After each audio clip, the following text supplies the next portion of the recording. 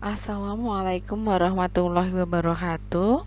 Kembali lagi ke mata pelajaran kepariwisataan di materi potensi dan daya tarik wisata. Untuk kali ini, anak-anakku sekalian melanjutkan dari materi yang sebelumnya saya share. Saya akan melampirkan tugas-tugasnya, dan sebelum kalian mengerjakan tugas-tugasnya, akan saya paparkan review materi yang ada di 3.7 ini. Maka silahkan melanjutkan ke slide-slide selanjutnya yang notabene semuanya nanti bisa menambah ilmu dan pengetahuan untuk anak-anakku semuanya. Pengertian daya tarik wisata di sini sangat luas sekali. Apa aja sih yang ada di pengertian daya tarik wisata ini? Pengertian daya tarik wisata disebut juga atraksi wisata, lebih luas maknanya yaitu mencakup turis objek dan performance. Dan turis objek sendiri itu adalah tempat para wisatawan dapat melihat objek wisata secara langsung, misalnya laut, gunung, danau, candi, dan monumen. Sedangkan performance adalah pertunjukan masyarakat daerah tujuan wisata yang dipersiapkan terlebih dahulu agar dapat dilihat dan dinikmati wisatawan. Misalnya, tari-tarian dan upacara adat.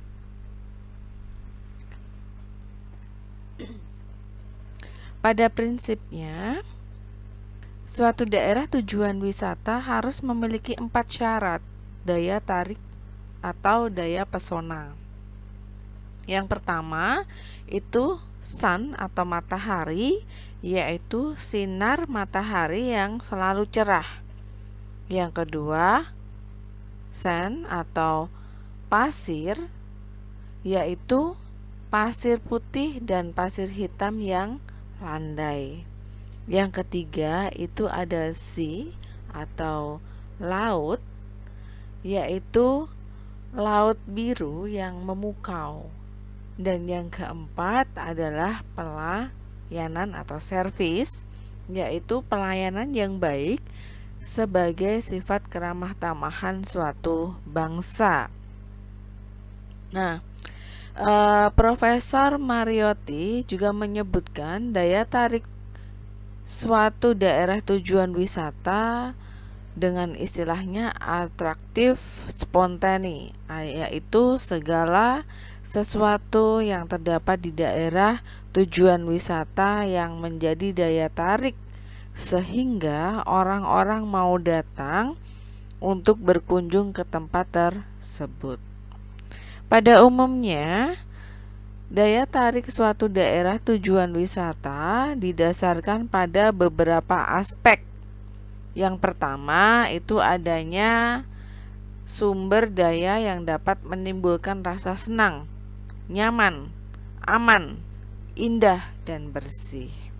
Yang kedua, ada akses untuk mengunjungi objek wisata atau mudah dicapai. Yang ketiga, tersedia sarana atau prasarana penunjang pariwisata. Yang keempat, memiliki ciri khusus atau spesifikasi yang bersifat langka. Yang kelima, memiliki tujuan wisata alam, budaya, dan buatan manusia. Berbagai jenis usaha daya tarik wisata atau main tourism structure,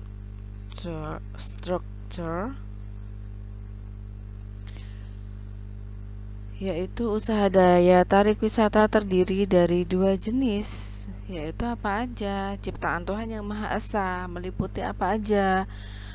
keindahan alam, flora dan fauna. Terus yang kedua adalah hasil karya manusia. Contohnya museum, monumen, peninggalan sejarah, peninggalan purbakala, seni dan budaya. Terus menurut Undang-Undang Kepariwisataan, pengusahaan objek dan daya tarik wisata dapat dikelompokkan menjadi tiga. Tiga itu apa aja sih? Usaha daya tarik wisata alam yang berpotensi dapat dikembangkan menjadi usaha daya tarik bagi wisatawan. Terus jenis-jenisnya apa saja? Yang pertama itu ada taman nasional atau national park. Loh, taman nasional atau national park itu apa sih gitu kan? Kawasan pelestarian alam yang mempunyai ekosistem asli, bukan buatan manusia istilahnya.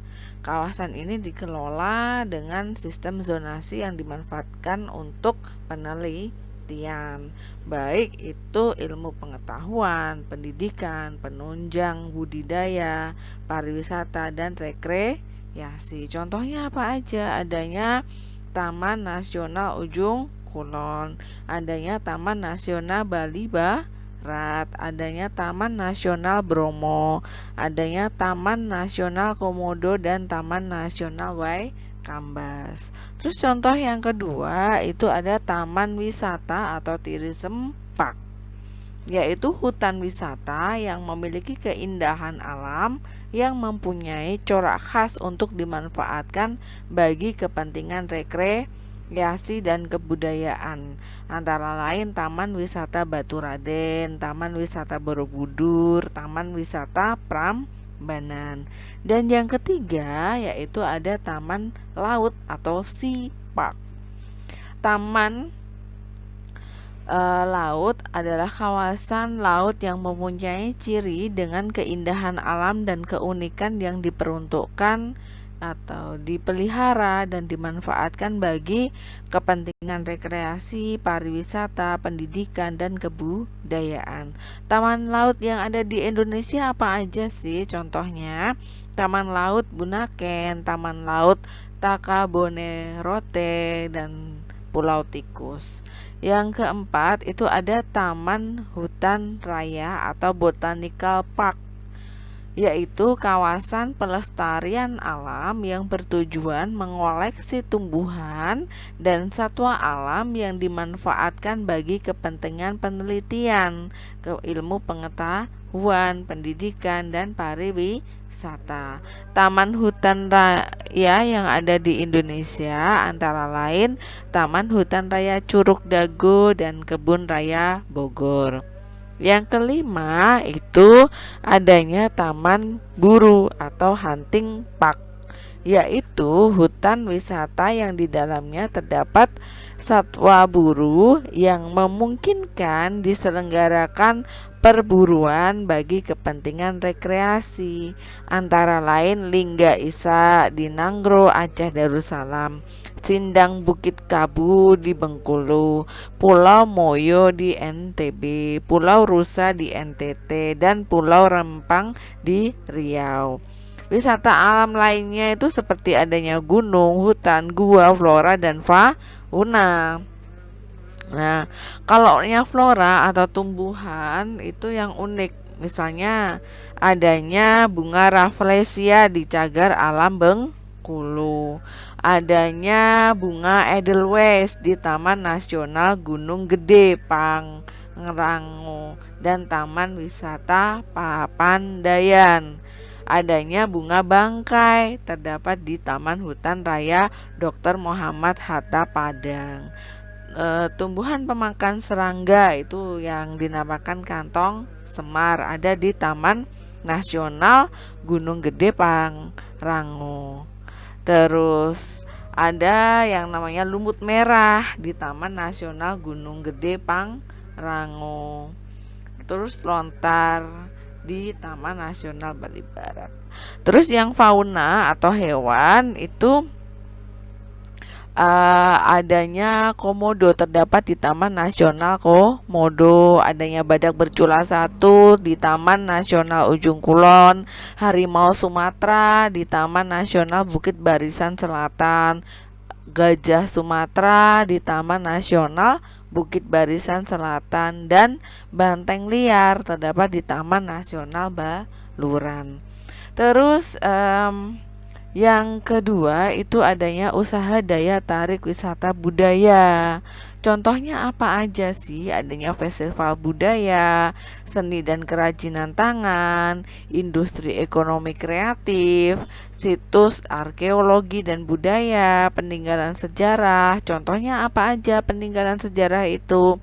Candi, keraton, prasasti. Ya, selanjutnya adanya usaha daya tarik wisata minat khusus. Apa sih usaha daya tarik wisata minat khusus itu? Yaitu sumber daya alam dan potensi seni budaya bangsa dikembangkan untuk sarana wisata. Contohnya itu ada pengelolaan agrowisata, kebun teh, perkebunan coklat, perkebunan kopi, perkebunan bunga, seperti itu. Terus pembangunan dan pengelolaan wisata tirta, adanya hotel terapung, dermaga marina, dan olahraga air. Terus adanya pengelolaan lokasi-lokasi wisata petualangan alam seperti mendaki gunung gitu. Terus pembangunan dan pengelolaan wisata gua seperti Gua Lawa di Purbalingga, Gua Jati Jajar di Kebumen, dan Gua Maria di Yogyakarta. Terus pembangunan dan pengelolaan wisata kesehatan seperti sumber air panas, mineral, dan tempat pembuatan jamu. Terus pemanfaatan pusat dan tempat budaya serta industri kerajinan seperti padepokan, seni tari gitu. Peluang daya tarik wisata di sini ada yang pertama itu ditinjau dari sudut wisatawannya. Harus memenuhi 3 hal. Apa aja sih? Ada something to see, something to do, dan something to buy. Segala sesuatu yang dapat dilihat, dilakukan, dan dibeli. Yang kedua itu ada things that satisfy, atau segala sesuatu yang memuaskan. Lures to travel, atau menarik atau memikat untuk dikunjungi.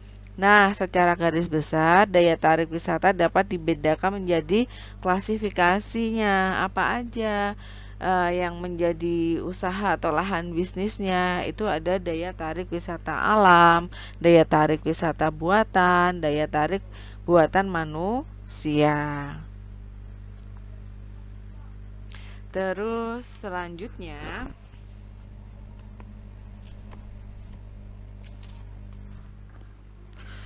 kita akan mengetahui apa aja sih traveling untuk di kita itu nanti ya di materi yang selanjutnya. Untuk tugasnya, yang pertama, Mbak dan Mas, silahkan pilihlah objek wisata yang kamu pernah kunjungi dan analisislah bagaimana usaha meningkatkan daya tarik wisatanya. Terus, apa saja hal-hal yang dapat menarik wisatawan untuk berkunjung ke daerah tujuan wisata yang telah dipilih. Terus kalaunya sudah dituangkan di dalam PPT atau PowerPoint dan silahkan kirim ke akun GCR yang sesuai. Demikian tugas untuk tanggal 26 Januari 2021 ini. Selamat mengerjakan, salam sehat, selalu semangat untuk anak-anakku tercinta 10 UPW SMK Sahid Surakarta. Terima kasih.